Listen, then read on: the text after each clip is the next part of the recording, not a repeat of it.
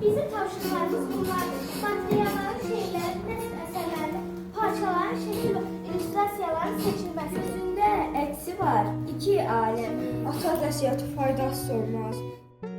Bizim layihəmizin adı Doğma Yurdum Azərbaycan. Sırpınızdın Qaradeniz, Armədən bir görsəydim Türkün bayrağını.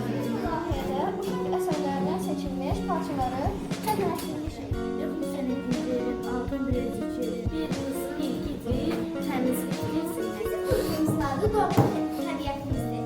gözəl bahar, gözəl bahar. Əsli xəzan gelir, payız yetişdi. Oxuyan quşlar da